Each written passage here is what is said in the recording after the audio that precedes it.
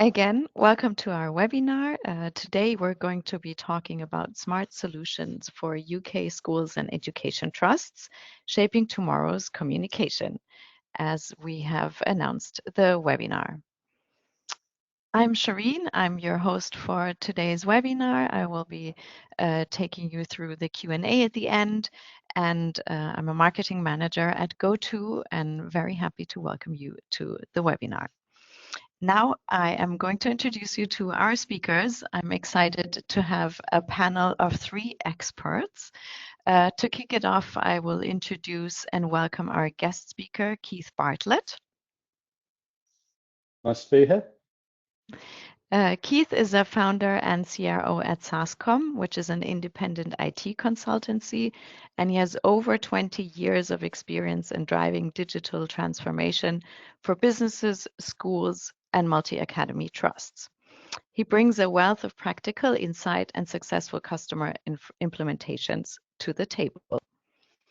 Also joining, we have, also joining today, we have 2 marketing specialists from GoTo, Lucia Harding, who's a product marketing manager, and Richard Creed, a senior account executive. They're ready to share actionable insights and strategies and answer your questions about transforming communication in schools and UK trusts.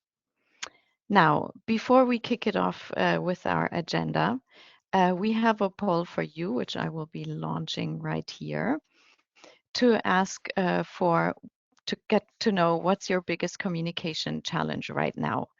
We have 4 options: managing too many disconnected systems, budget constraints and unpredictable costs, emergency preparedness and safety gaps, and lack of IT resource to maintain systems. So if you could please vote, tick the box, and just looking at how we are progressing. Yeah, seeing a bit of an even split at the moment. Several participants have selected budget constraints, which of course is always a very important topic. Lack of IT resources also up there. So yeah, I think we see an even split, which is great because we will be covering all of these topics in our webinar now, which takes me to the next slide, which is the agenda, and I'm happy to pass it on to Lucia. Hi everyone, delighted to be here today. So today we are going to be bringing you through some interesting insights and learnings across the education industry and how they are adopting UCaaS platforms. So GoTo Connect has been working with education for numerous years. However, we actually just kind of wanted to go further afield and kind of learn more about the education industry collectively. So recently we actually partnered with Metrigy to do a Metrigy study to look at the education industry and how they're adopting UCaaS systems. So today we'll be talking through some of those learnings and also talking through some great learnings and industry insights from Keith and Richard.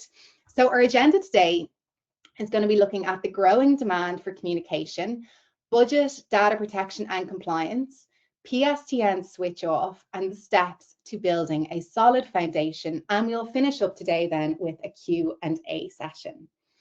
So to kick off, we are going to start off with looking at the growing demand for communication.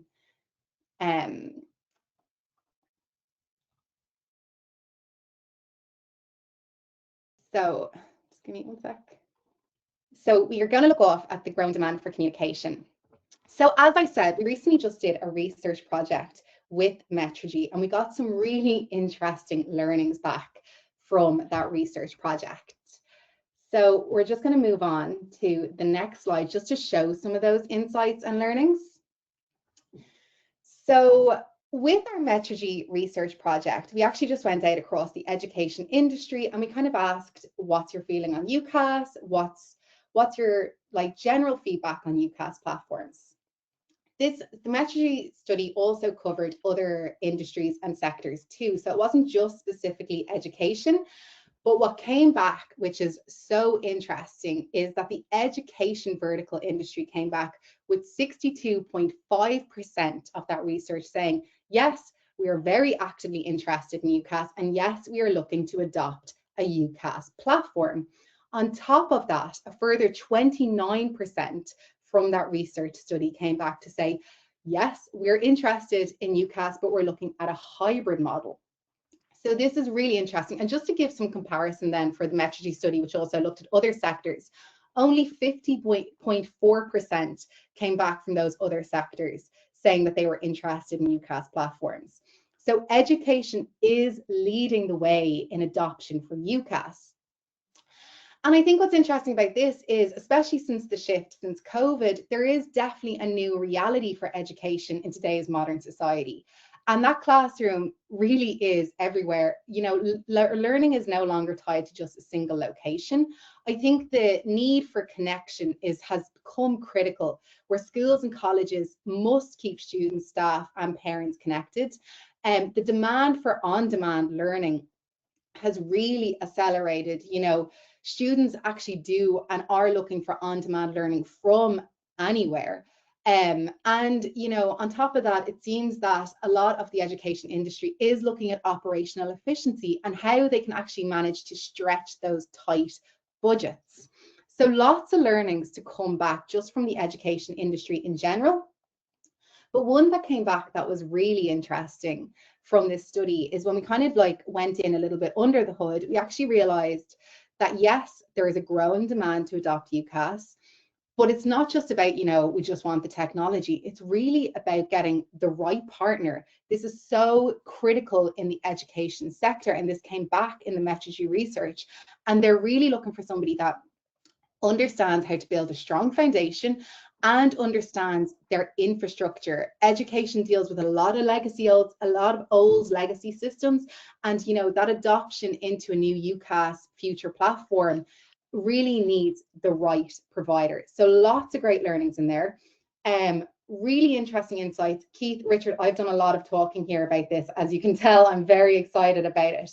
But I'm actually going to bring you guys in on this now, because there has been lots of great learnings from this Metrigy report.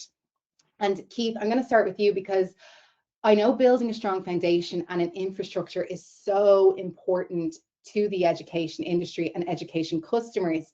But is there anything you'd like to share here from what you've seen with your customers or across the sector in general in relation to maybe some of the study or around the importance of building that strong infrastructure? Yeah, I mean, to be perfectly honest, the conversations that I have and have had over the last 20 plus, maybe 30 years, um, it is all around the fact that, you know, not all UCAS providers are the same, clearly. Not all UCAS services are the same. So one of the sort of common beliefs is that UCAS, Unified Comms, functionality is the same, features the same. So therefore, it really gets straight down to price in terms of comparing things. That's just really not the case. You know, but some of the horror stories that I listen to in terms of partnerships, the way people have chosen those partnerships and move forward with them. Yeah, it's that's certainly one that really does need to be considered upfront. Yeah, and it's interesting you say horror stories, because I think that is it. And that definitely showcased in the research is that it's so vital to get that right partnership when you're adopting this, especially in the education space. Um, Richard, you're obviously in conversations with education institutes daily. Is there any interesting insights or anything you'd like to share in relation to some of this Metrigy reports or to what Keith said? Yeah, I mean, at the end of the day, look, I think it's important that you choose a partner that understands your industry and knows the typical struggles in education. Partners and suppliers should have a track record within education and be able to connect you with real life customers and real life successful projects. I mean, the other thing to consider is, what's the current impact of using legacy technology, right? It drives more manual labor, it drives more cost within the business. And so you need to have a partner that can show you the art of the possible whilst also showing you things like how you can save on costs, but also drive efficiency and productivity throughout your teams. Yeah, 100%. I think that's really vital. And I think it's interesting as well, because some of the stuff that came back with Metrigy then, you know, when you delve deeper and you look at some of the insights internally with GoTo, especially when customers approach us first, there's a whole series of pain points that come before they find that right partnership. And I'm going to delve into some of those kind of pain points that we've definitely seen from carrying out our own market research across customers. So the first one then, so this is kind of like some of the hurdles that face education when they are looking to adopt a UCaaS platform that we've kind of seen from our own studies. You know, it comes up again, fragmented and outdated systems. There is a mix of legacy phone systems, separate apps that don't work together, and having that right provider that really understands those nuances is just so important, you know, when an education institute is looking for a UCaaS provider. Secondly, and it comes up time and time again, is budget constraints. You know, facing unpredictable pricing, rising operational costs, and limited funds. Compliance and data security also always comes up. Navigating complex regulations like GDPR and protecting sensitive student and staff data is just so important and so vital when adopting a UCaaS platform. And then lack of centralized management. You know, managing different systems, you know, some educational institutes will be managing them across multiple locations. And this can place such a heavy burden on IT teams, especially if the IT teams are already stretched. And having that nuance and understanding of that, especially when they come to get that right provider, is just so vital. And then the last one is just barriers to adoption. You know, complexity in implementation, poor support, or just a general difficult user experience are just major barriers to adoption that we've seen when customers come to us from other vendors, for example. But what I think is really interesting about all these kind of like, because these are a lot of our own kind of market research that we've done from product marketing, but when we actually compare that to some of the findings that came back in the Metrigy study, it's really interesting because we see it reflected, which I'll go through now in the next breakdown, because this is within the Metrigy study. Then it kind of goes deeper into talking about choosing that right provider. And it's really important for the education industry because they do have a really strict criteria when it comes to choosing that UCaaS provider. Number one is reliability. It came back as so important. Security came up as number two. End user ease of use, number three. Voice quality, and yet again, budget predictability. So we're seeing a lot of actually what the whole industry in general is saying is coming back on top of what we're seeing in some of the internal market learnings, which I just think really just demonstrates there's such a need for somebody who understands what that infrastructure looks like and that that foundational structure for education. But I will turn it back because I feel like I'm doing a lot of talking here because I'm so excited about the Metrigy report. But Keith, Richard, I'm going to bring you in here because nobody knows the insights better than you, and you're dealing with customers directly. But from what I've talked about, Keith, say on the last slide, some of the pain points, and now going into some of the top criteria that's come back from Metrigy, what are your thoughts on this kind of research and some of these pain points in general? And what have you seen perhaps from your side? I think they're pretty consistent with what I do see. I would say, however, the biggest thing that customers feedback to me, especially in education, is budget predictability. It's no, you know, when an education, school, college, whatever, they put together their budgets for the year, right? They are set in stone. So, you know, when it might come up that a server needs upgrading, right, that has your phone system on, and they haven't budgeted for that, that unpredictable cost can cause a massive issue for them. So it's part of the good thing with UCaaS, right? You do get a predictable monthly charge. You can pay monthly, you can pay annually, it doesn't really matter. But as long as your UCaaS provider bundles everything in, right? There are some UCaaS providers that have separate lines, minutes, call packages, etc. And that again can cause a big issue. So you have to make sure that that's the case, and that's why the feedback I get generally is, it's not just I've got X amount of budget, it's I've only got X amount of budget. I haven't got, this coming down the road. Yeah, and I think that's so important to actually understand that as well when you are dealing with those customers, because that did come back with the Metrigy research as well, is that level of understanding that when they do say they have that amount of budget, that is what they mean, and they do need reassurance from that provider. So really good insights, Keith. Richard, I'm going to bring it over to you because I see reliability and ease of use has come out on top, which, we hear time and time again. But just from general, your conversations with customers, is there anything that stands out here on top of reliability and ease of use, or anything that you'd like to share in general from this top criteria or some of the pain points that I mentioned? Yeah, I mean, look, reliability is so important. And, if you don't have a reliable system in place, it starts to impact your communication, your collaboration internally, but it also impacts your reputation, right? Your telephony is how customers interact and communicate with your business, right? So if they're unable to do that, then it impacts you as a business and an organization massively, and it damages trust, right? So reliability is so important, and now more than ever we're seeing a mixture, as you mentioned. People aren't just in the office now, they're working hybrid, they're working remotely, and again, reliability is even more important with these different places people are working from. And then when it comes from ease of use, again, I mean, I see this time and time again when customers come through, they feel like they can't be self-sufficient, and they feel like they're being reactive rather than proactive, like they're constantly putting out fires.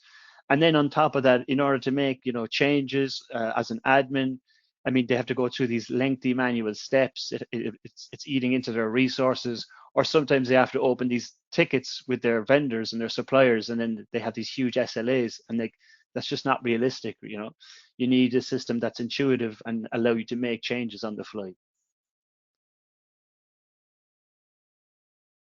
Yeah, I think that's really interesting, Richard, because, in today's society, well, things are happening in such real time as well, that, that is those kind of functionalities and stuff, they're given nowadays. You have to have them. Really interesting, and especially around the budget predictability as well, Keith. And that actually brings us really nicely into our next section, where we're going to deep dive into budget compliance and the PSTN switch off. So with budget, it did come up in the Metrigy learnings. And I have to say, this kind of came back just in general, just on how UCaaS solves for budget constraints within education. And I really like this because it really goes end to end for budget constraints within the education industry and how UCaaS does solve for it. So first off is, the shift from CapEx to OpEx. So it removes expensive hardware purchases. You pay a predictable monthly subscription, like you mentioned, Keith, instead of a large upfront cost for PBX systems, servers, and equipment. This makes predictable budgeting and easier cash flow management so much easier. There's no massive funding requests or multi-year capital approvals. On top of that, then, it eliminates maintenance costs and upgrade costs. So your provider handles hardware maintenance, software upgrades, patches, and security updates. And the IT team is free to focus on those strategic initiatives. This dramatically reduces operational expenses, lower IT staffing costs, and there's no more of that just like keeping the lights on and trying to manage everything. It's so much more efficient. Obviously, one that's most people you assume would know, but just to call it out, is scale on demand. You can add or remove users as needed. You only pay for what you're actually using as well, which is so important. You haven't got infrastructure sitting idle during summer breaks or off-peak periods, or maybe certain things that you don't actually need that you're also paying for. So you can flex up and scale down around during breaks. And it's also perfect if you have seasonal staff or if you're growing programs. It just gives you so much more flexibility. And then last but not least then is the reduced redundancy and vendor sprawl. So it goes without saying, but you can consolidate your voice, video messaging, emergency communications, and so much more into that one platform. So it's no more juggling multiple vendors, contracts, and billing cycles. You know, you've got a lower total cost of ownership, one partner, one bill, one platform to manage. So personally, I think this is great just to get this kind of feedback back from the learnings at Metrigy. And, you know, it probably seems very straightforward, but when you bring it all together, it just showcases how much this actually solves for those kind of budget constraints within UCAS. Keith, I'm going to bring you in here as well, just in general, just around this, but from working with education institutes yourself and just some of the insights and learnings on the importance of budget predictability, is there anything you'd like to share on this slide or anything you'd like to share about that in general, even just to follow on from your earlier points around this? I mean, I would agree with all these points. I mean, it seems common sense, right? Why UCAS against an on-prem SIP trunk solution? You've got the evergreen capability, etc. So all the points are, but there are some gotchas, right? So, for example, I was just talking to a multi-academy trust. They've got their current vendor in place. They were just bringing another school on because that's what multi-academy trusts. They lose schools sometimes, they gain schools. And the vendor offered a proposal to them, but that one school within a 12-site multi-academy trust would then subsequently be on another new 3-year term, meaning that it sort of rolled perpetually almost in terms of a contract, which it was, you know. So looking at something like license co-termination, right? Really, really important. That's a big gotcha that people need to think about and consider. And I'm more than happy to support anyone in those conversations. Yeah, that's interesting, isn't it? And the word that jumps to mind for me there is transparency as well. You know, like you'd wonder how much of that is actually, if you haven't got the right provider, as we kind of mentioned, the right partner, like that transparency thing can become a bit of an issue from what you've said there. Richard, over to you. You're obviously dealing with customers all the time and budget concerns, I'm sure, come up. Is there anything you'd like to add or maybe add to what Keith has said here as well? Yeah, I mean, look, it's no secret that there's budget constraints within the public sector. I mean, look, they're working sometimes with limited budgets and, you know, limited resources. So it's important for partners and suppliers to make it easy for customers to be able to buy their products.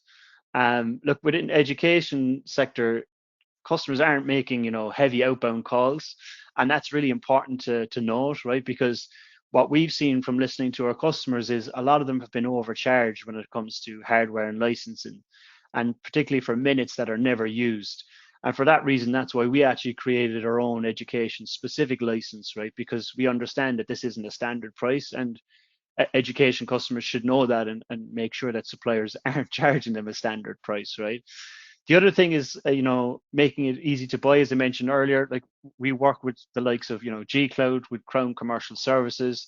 It's important to give our customers that reassurance and protection when they're purchasing telephony systems. And the other point is, like, and 2 examples of 2 projects we did this year. Some customers, you know, want to take it on as one big project. We had a customer that brought on 64 sites in one go, right? Whereas another customer wanted to bring in 34 sites, and they wanted to do a stage rollout. So we allowed for a 10% reduction in their licenses if they were kind of adding or removing sites. And as those contracts expires, we would co-term them to the current contract, right? So making it very flexible and very scalable for them as a customer.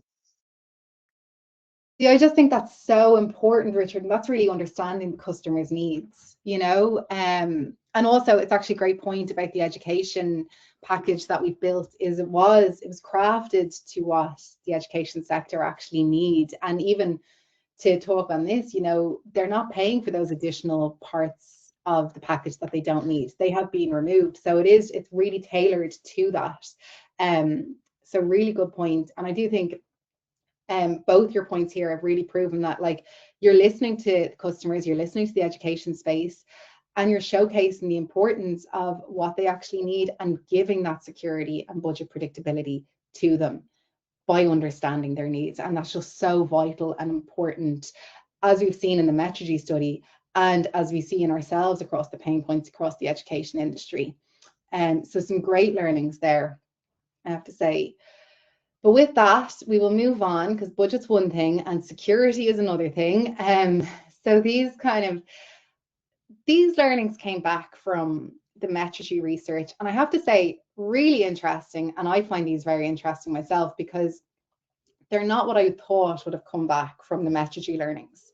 So keeping ahead on security and data compliance, unauthorized UCAS access threatens organizations. Common attacks that we all are aware of are like voice phishing, social engineering, eavesdropping. However, many organizations do lack adequate security strategies, particularly around data compliance. This is what has come back from Metrigy. So from the Metrigy study that was carried out, 20.5% of all organizations that were studied reported having a collaboration security incident in 2024. However, only 30% of those studied came back to say that they had actually blocked access to collaboration apps over security and compliance concerns. And only 34.7% came back to say that they used a third-party security and or compliance management platform. So I think this is quite interesting. Obviously, security is always top of mind with GoTo, and just in general, I feel like security is everywhere in the industry. However, some of these learnings show that there is maybe some oversight or maybe a lack of knowledge around it across maybe the education space. Keith, Richard, I'm going to bring you in here. Keith, regulations like GDPR are just so important.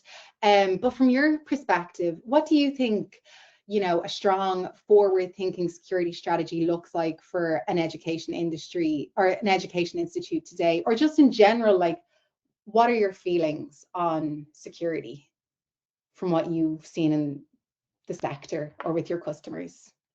Yeah, I think it's interesting that Metrigy have come back and said, a third are looking at compliance management platforms. In my experience over the last 5 years, one of the things that I promote and consult on is sort of C and C plus compliance. I hadn't up until this year really had any customers engage on that front, but in the last several months there have been a lot of academies, schools looking around that. So I'm consulting on those in that regards. One of the big areas of concern is around data sovereignty, right? Where is my data? And a lot of that is because, UCAS is a replacement for core telephony. We know that, but it does so much more with AI and AI tools that a lot of schools and colleges are now taking advantage of. What I mean by that is they are like meetings like this. They would take a summary of the call. They would use AI to transcribe the call, and then subsequently they may put actions following the call. But they want that call then recorded and reported upon, and that's really important. So to understand where that data is stored, who's got access to it, and I think one thing I do know is GoTo take that really seriously and take care of that as well. So. Yeah, that's really interesting learnings, I have to say, that's coming back. That's why I was surprised by some of these learnings that came back from Metrigy. And obviously, as you say, like GoTo does take it so seriously, so even more surprising. Richard, is there anything you'd like to add here to these stats or anything that Keith has said? Yeah, look, I'm not surprised that these stats are shocked at all. Look, I think more and more in the news now we're seeing, security breaches and threats. And it's not just across, large enterprises. This impacts small to medium businesses. It impacts everybody's at risk. And I'm seeing more and more customers submit kind of detailed security questionnaires earlier in the buying process. And I suspect that number is only going to grow over time. And look, they're asking questions about, as Keith mentioned, data protection, data storage, end-to-end encryption, penetration testing. And the important thing to note is here at GoTo, I mean, we don't just provide telephony as well. Like, we have a full ecosystem of products when it comes to things like password protection, and like remote monitoring and management. So we take security very serious.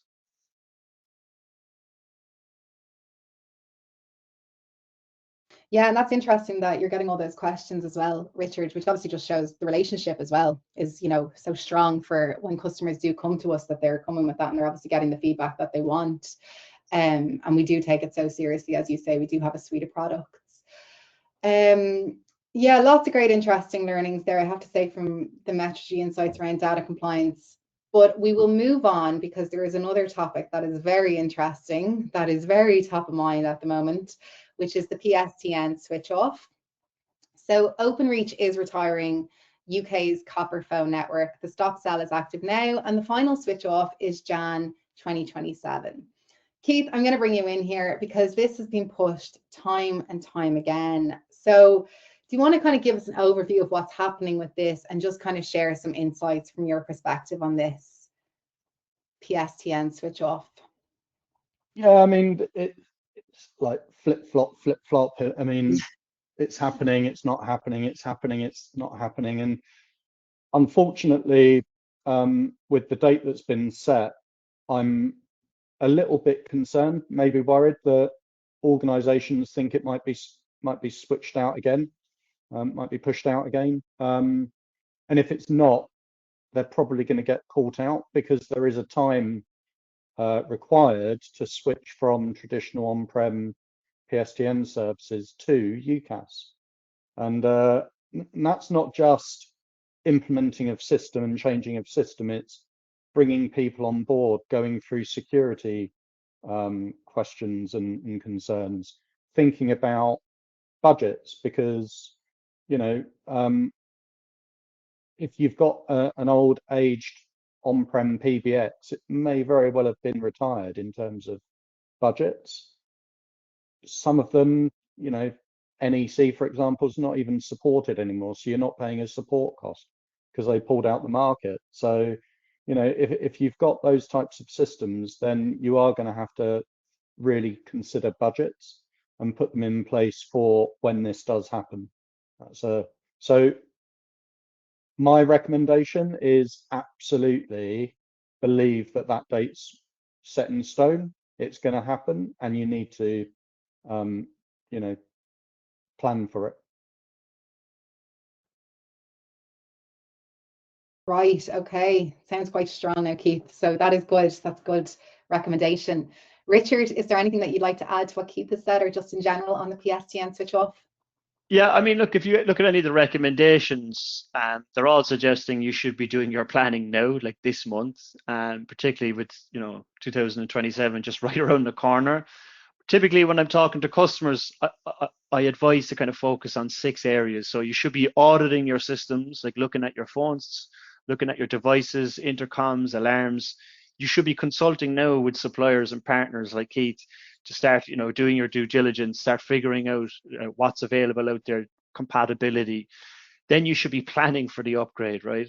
Reviewing your broadband and connectivity, safeguarding and security.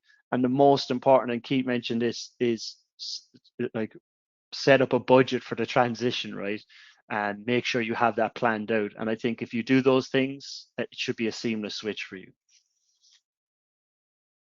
Yeah, interesting. There's actually a lot in it, isn't there? That you wouldn't. It's good to get this insights and learning, because you'd wonder, like, just in general across the industry, if people are aware, even things as budget, for example, to set that aside to make sure you have it ready to go. So that's great insights and learning on the PSTN switch off.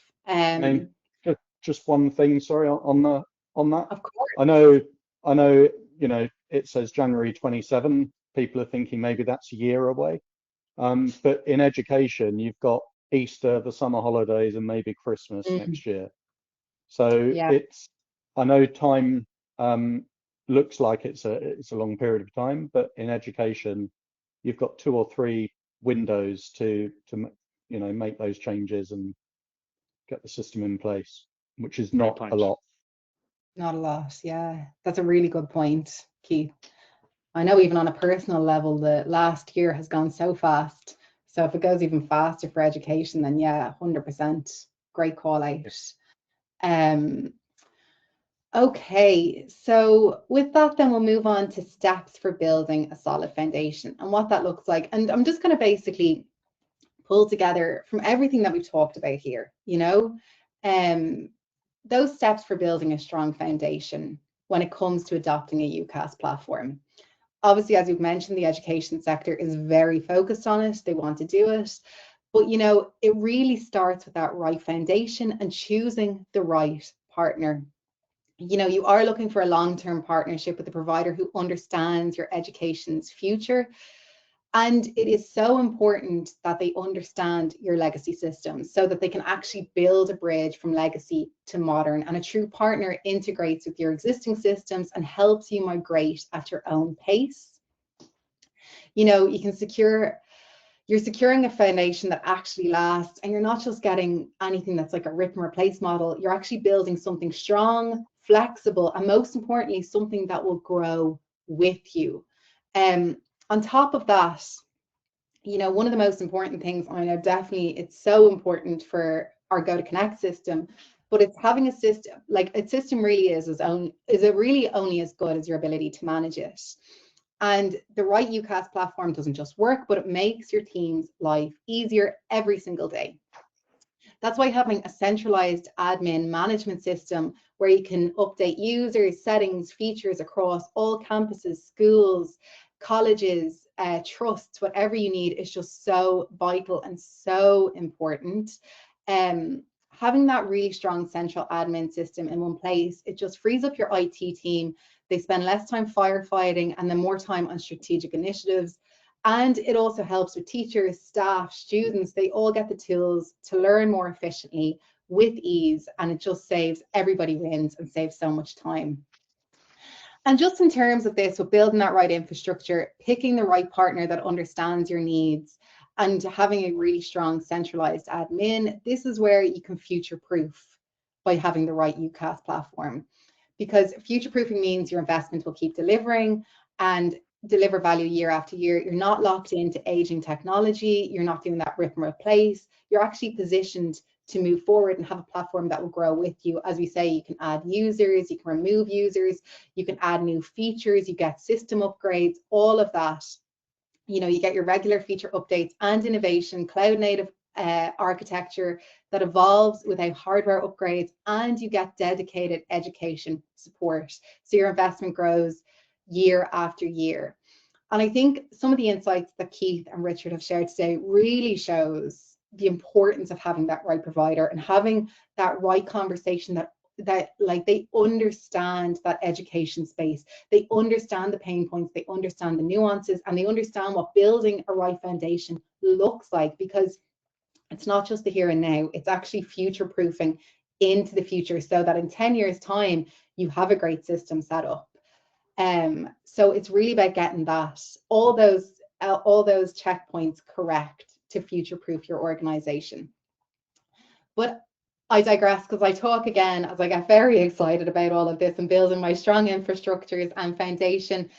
Keith, I'm going to bring it over to you. Is there anything you'd like to share here about, building that right foundation, finding the right partner, and just future-proofing in general when adopting a UCaaS platform? Is there anything you'd like to share in general across?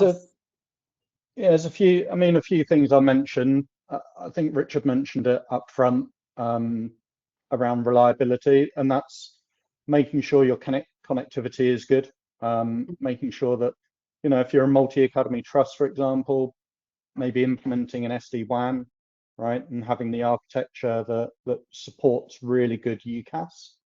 From a vendor perspective, again, not necessarily horror stories, but problematic stories, I would say, where people have chosen based on price. And 5 years ago, it was a really good cost-effective solution. But with the invention of AI and how certain vendors, especially like GoTo, have developed the market over the last 5 years. You know, those systems now are so outdated, but those vendors didn't have the R&D budget to invest. So always look at the vendor's finances and can they invest in your platform to keep it up to date. And I guess the last thing is sort of relevant to that, but it's making sure you've got a system that doesn't pigeonhole you. And what I mean by that is maybe it's got really good API capabilities or good integrations into other things that education establishments might need. So I'll give you an example, tannoy systems or door entry systems as an example. It might not be relevant today, but you never know. The government might say in 3 years' time, right, you know, we're enhancing security in schools. We're making it mandatory that everyone has a door entry system for ingress and egress. So if your phone system can't do that, or your UCaaS platform can't integrate with those types of systems, you're going to have a problem because you're going to need to change again, right? So you have to consider those things. Really great points, I have to say, Keith. They're all fantastic. I think especially around budget and not just, you know, seeing that line item and being like, hey, that's great budget, but there's so many more ingredients to it. And as you say, future proofing as well, that like something that's not an issue today might be an issue in 5 years' time. And that's where having those great conversations when you inquire about it, that's what the difference will make. Applied obviously then with people understanding that you have budget constraints and stuff like that, and really getting under that hood of building that good relationship with your UCaaS provider. So really, really good points. Richard, I'm going to pass it over to you. Obviously, you're dealing with customers all the time. Is there anything you'd like to add here to what Keith has said, or just in general about building that strong foundation when adopting a UCaaS platform? Yeah, I think like anybody that's purchasing a telephony system should be asking questions about the approach. How does the partner and how does the vendor approach the buying process, right? So the reason we bring in like premium partners like Keith is they can engage at the very early stages of the project, right? They can help you evaluate your current situation, understand your needs, you know, understand your current tech stack, and then help you do the necessary research, right? Building out a business case internally, figuring out which vendors are going to be the right fit. Then from a supplier perspective, I mean, I can speak on what we do here at GoTo. So like, you know, very early stages, we'll introduce a mutual success plan because, you know, some customers may be very familiar with purchasing these technologies, others won't, right? But it's important that we plot out the next steps to help get the project off the ground, you know, whether we need to engage the board, whether we engage legal teams, procurement, right? These are all important steps that can extend the project itself. And then once you decide to go ahead with the project, I mean, we have a whole dedicated team here. You have a project manager, you have a solution consultant, you have an engineer, an account manager, a customer success manager. They're your dedicated team assigned to your project to ensure the success. And then following that, when you go live, right, it's about the support after the fact, right? Can you get in touch with human beings quickly? That's so important, right? You shouldn't have to go through all these, you know, hurdles and hoops just to get in touch with someone to solve your problem. And then who do you have access to within the company? Like, can you speak to product teams about new features? Can you talk to billing about an invoice? It's so important for your be able to get access to all the different parts of the business and not be hiding behind an email address or a ticket. Yeah, Richard, that is fantastic. It just shows it's such a team effort. There's so many different stakeholders involved. And even as you mentioned, product, like I work in product marketing, and we work so closely with customers to make sure that the product's working and stuff. So it shows that it really is hands-on. And there is so many stakeholders involved in building that strong foundation and actually adopting a UCaaS platform that properly works for your education institute. So lots of great learnings there. I'm gonna move on, I think, but is there anything else, Keith or Richard, you'd like to add here? Or I think we're good to move on. I think that really sets, I was gonna say that sets the foundation for building a strong foundation, but that's a bit cheesy. So I think I think with that, I think that kind of covers a lot, and it really just showcases, you know, picking that right partner is just so vital and so important. Yeah. And with that, then we are going to go into Lee Academies. So Lee Academies are, I know you're fully aware of them, Keith, but they are a part, they have GoTo Connect, and they've shared a quote here, which is ease of management is a vital benefit for a busy IT team. GoTo Connect call handling also has the strongest administrative front end of any system, making it easy for staff to set up and adapt. Throughout the implementation, GoTo has been responsive, supportive, and great to work with. So Keith, I know you do know Lee Academy as well, but do you want to talk more about them and just in general, their relationship with GoTo Connect? Yeah, sure. I mean, I've known Lee Academies for 12 odd years. I sold something to them, different system many years ago, and but they never got round to completing that implementation and sort of getting everyone on the same system. They're almost there now with GoTo, with GoTo Connect, but they've been doing that for over about 2.5 years now. And the reason it's taking time is because some of their schools were on, just entered into a 3-year term with a vendor like an Avaya or something, and so they had a period of time to go through before they could come on board. But as they do, importantly, those licenses are co-terminated back to 2.5 years ago. So a new school that may join today will only have 6 months to go. So they can then refresh everything and maybe renew everything on the anniversary of the contract term, which hopefully they will do. I think what Steve said, looking and understanding, remembering 2.5 years ago when we were reviewing different vendors, they really liked GoTo Connect's ease of admin, the admin portal, the ability to manage, 34, 35 academies was a bit of a game changer for them. And more importantly than that, and this is difficult to commit to, but it has factually occurred, is that they've worked with the same team at GoTo for 2.5, 3 years. So they've got the same account manager, the same engineer who knows them like the back of his hands. He's been on site multiple times. I have. So yeah, it's worked really well.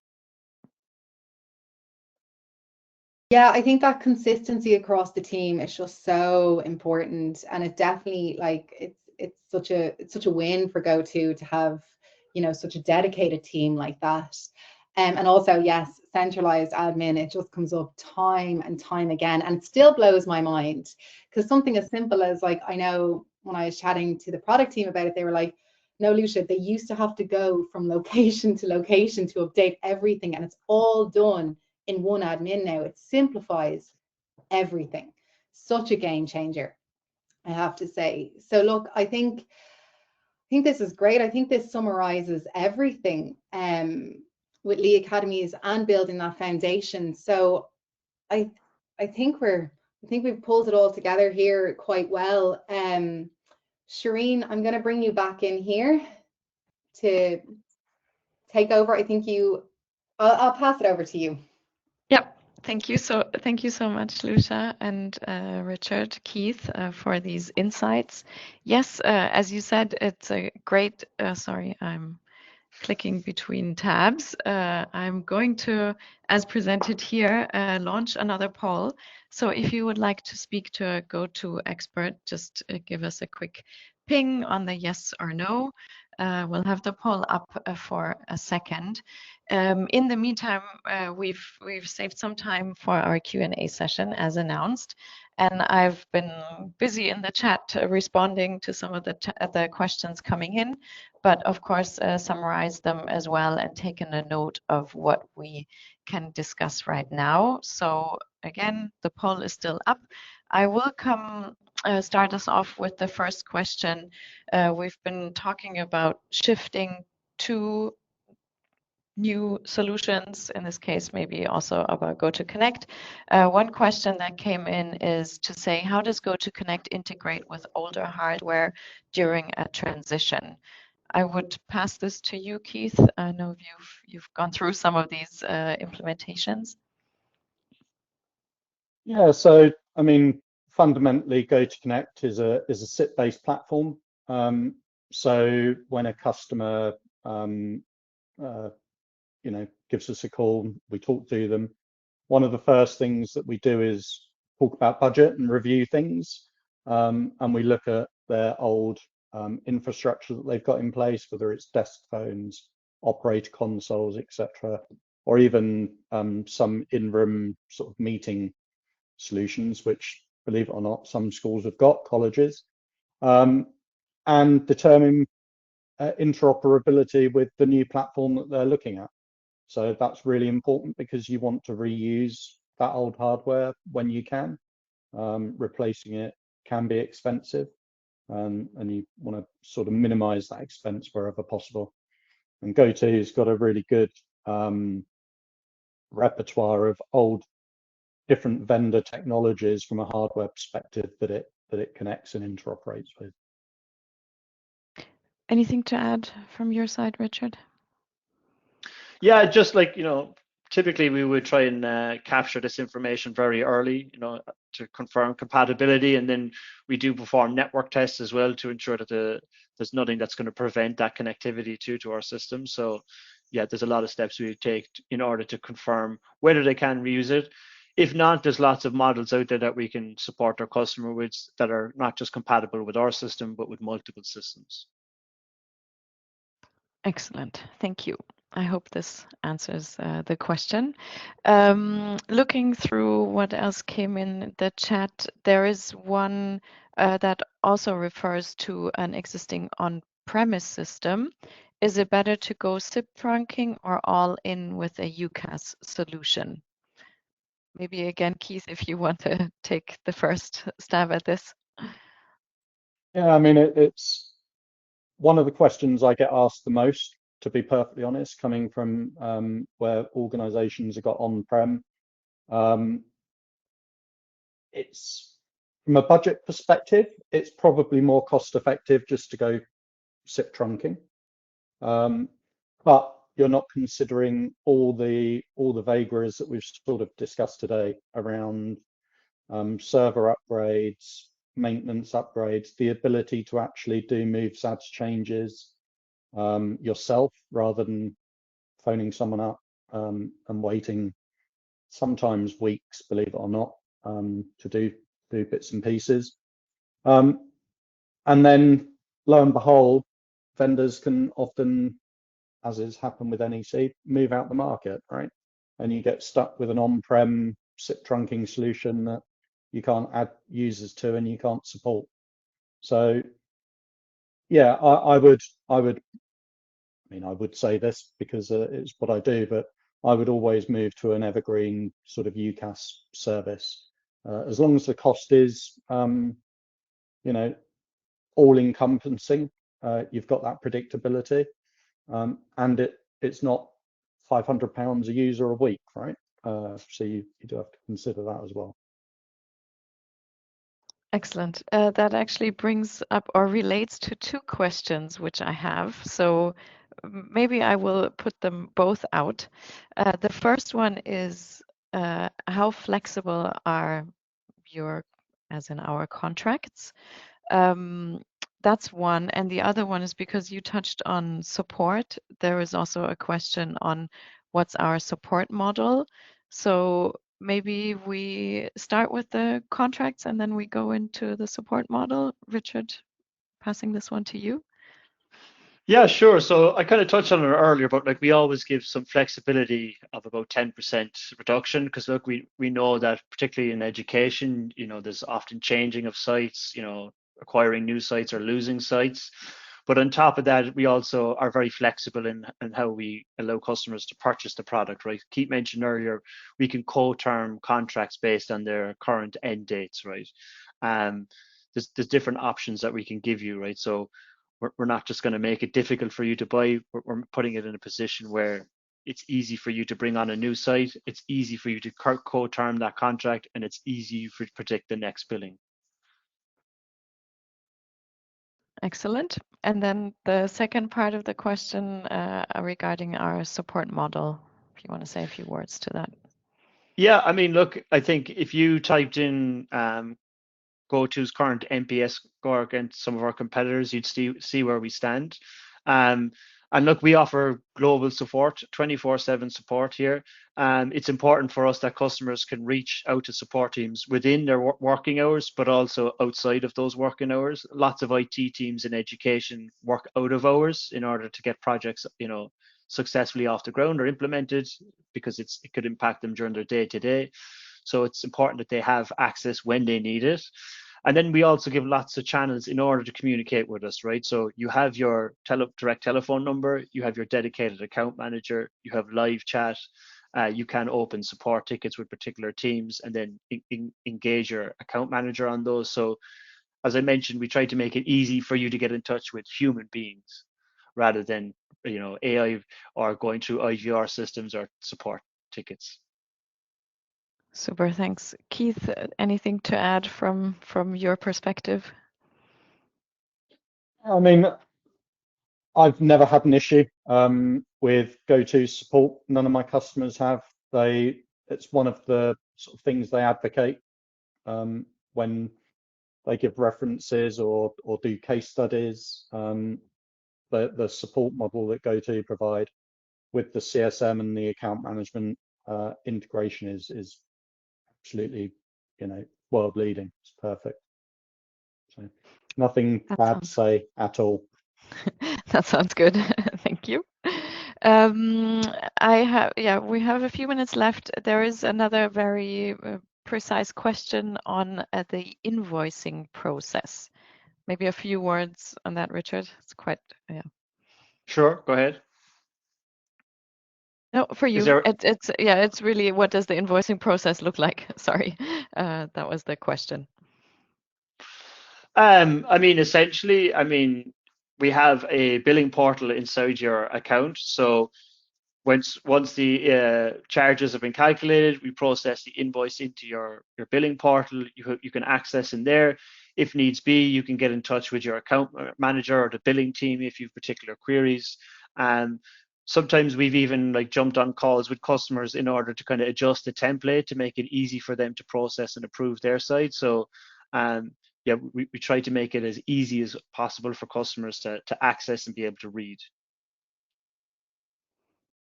Sounds good. Thanks for that insight. I do have one question for you, Lucia. One attendee asked regarding the metrology report, because we've seen all those stats. Is that available? Can people access that? Yes, we will be sending that out actually as a follow-up in the email for everyone that attended. So yes, and it is also on the website as well. So we can share the link as well to make sure everybody has it, but we will send you a PDF copy as well so you have it. Super, many thanks. Yeah, I think that is good timing because we are at the top of the hour. Haven't seen some of the questions were grouped or answered, I think, by what we already asked. So nothing in addition to this. Thank you so much for our speakers. Thank you for these insights, sharing the metrology stats, Keith, with your experience, and Richard, your customer examples. So customer stories, use cases. This is super helpful. We're getting some thumbs up from the attendees. So thanks for sharing these insights. And that brings us to the end. Thank you, everybody, for attending. We will be sending out the recording, as we said, and as Lucia said, the metrology report as well.